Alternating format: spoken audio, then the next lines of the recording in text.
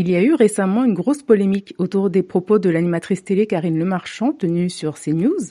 Je ne vais pas revenir sur la polémique en elle-même, ni faire un décryptage phrase par phrase, car ce qui m'intéresse ici, c'est ce que cette affaire révèle de nos sociétés dites modernes. Notre rapport à la contradiction, notre incapacité croissante à entendre l'autre, et surtout les dégâts causés par la méconnaissance et les récits médiatiques dominants.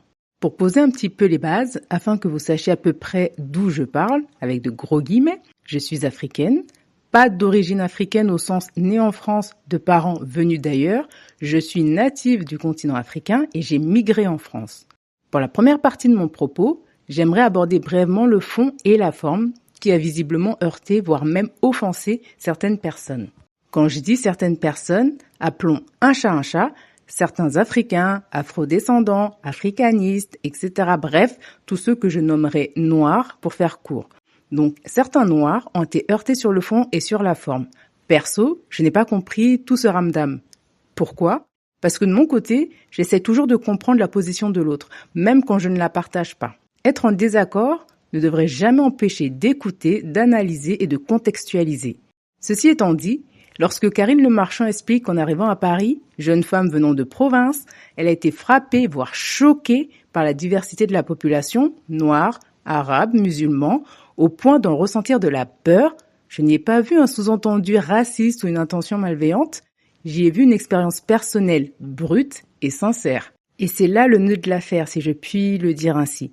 Car cela montre à quel point il est devenu extrêmement difficile de s'exprimer sans être immédiatement catalogué. C'est pour ça qu'à l'entame, j'ai posé une base volontairement raciale. Qu'est-ce que je déteste ce mot, mais pour les besoins de la vidéo, je me fais violence. Donc, j'ai posé cette base volontairement pour appuyer le fait que lorsqu'aux yeux des autres, vous appartenez à une certaine communauté, il est attendu de vous que vous teniez un certain discours, que vous ayez une certaine posture pour coller au moule qu'on a décidé pour vous et dans lequel on attend que vous vous conformiez. Si vous vous en écartez, même légèrement, on vous tombe dessus, parfois violemment et de manière disproportionnée.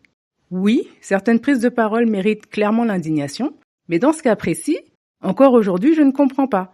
Je reviens sur la compréhension de l'autre d'ailleurs. Ce que j'ai pu noter, c'est que Karine Le Marchand a quand même pris le temps de contextualiser, éclaircir le point d'où je parle.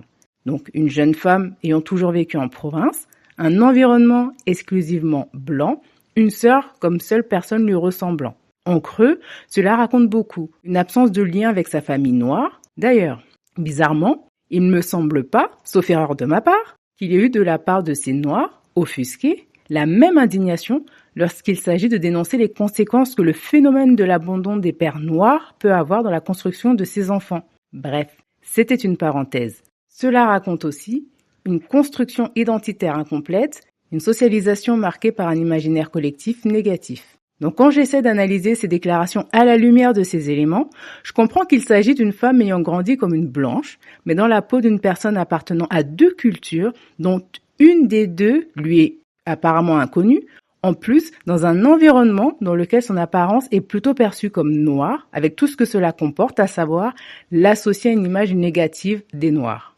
J'aimerais terminer avec une courte anecdote. J'ai connu une dame, il y a quelques années, blanche, d'une quarantaine d'années, ayant toujours vécu dans une campagne bretonne.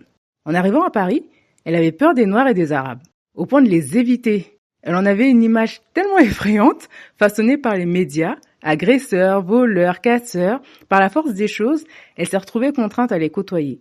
Et elle a découvert autre chose. Elle a réalisé qu'elle avait été raciste une grande partie de sa vie, parfois même sans en avoir conscience, mais pour rien en fait. Parce qu'elle avait construit sa vision de l'autre sur ce que les médias, qui ont objectivement des motivations pour le coup bien identifiées, imposent. Cette histoire me confirme une chose. Si on fait un minimum d'efforts, si on met de côté les jugements trop hâtifs, si on attend d'avoir une expérience réelle avant de prendre position, alors beaucoup de préjugés tombent.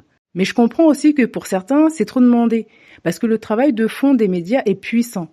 Endormir, orienter, contrôler notre manière de comprendre le monde et percevoir celui qui n'est au fond rien d'autre que notre semblable.